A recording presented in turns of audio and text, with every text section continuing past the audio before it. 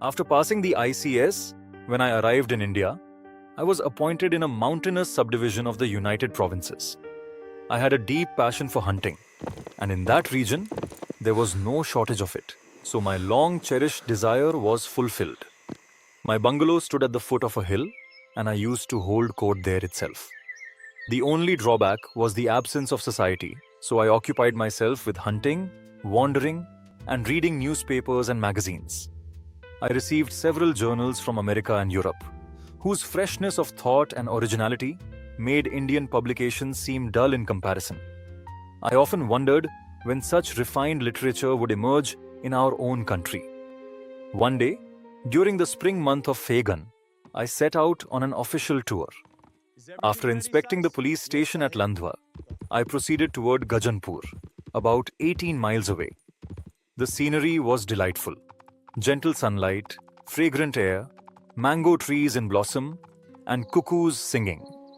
I carried my gun both for hunting and for safety, as robberies were frequent in those days. Along the way, I saw farmers working in their fields, preparing crops with primitive tools, living in poverty and ignorance. It saddened me to think that despite government efforts and expenditures on agricultural reforms and education, there was little improvement. Lost in such thoughts, I suddenly felt a cold gust of wind. Looking up, I saw dust rising in the eastern sky. It was a storm. I urged my horse forward, but within moments, I was engulfed in a fierce dust storm. The wind roared violently. The air filled with grit, and I could barely see the path. Terrified, I clung to my horse's neck. Amid the chaos, I heard a jingling sound and soon noticed a young woman walking steadily through the storm, carrying a bundle of grass on her head. Despite the danger, she moved forward fearlessly. I called out to her and asked how far Gajanpur was. She replied that her village lay ahead and Gajanpur was beyond it. When I asked why she had not taken shelter, she simply said that her small children were at home and she could not stop as her husband had died. Her calm courage astonished me. Soon, the storm subsided, and I reached her village.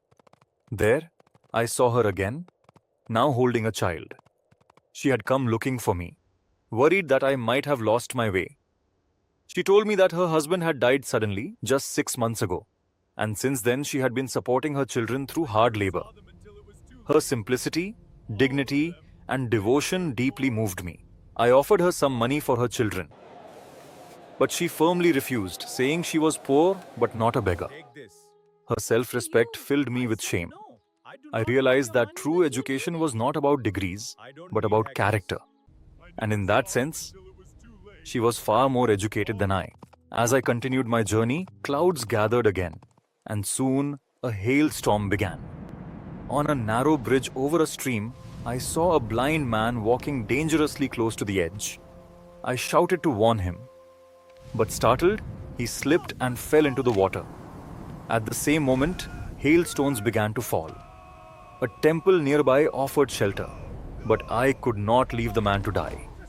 I jumped into the water, struggled against the depth, and managed to pull him out. Carrying him through the pelting hail, I reached the temple and revived him using basic first aid. When he regained consciousness, he said, "I seem like a holy man, and that a divine presence must be protecting me." I replied that there was indeed a goddess watching over me. She lived in the village behind.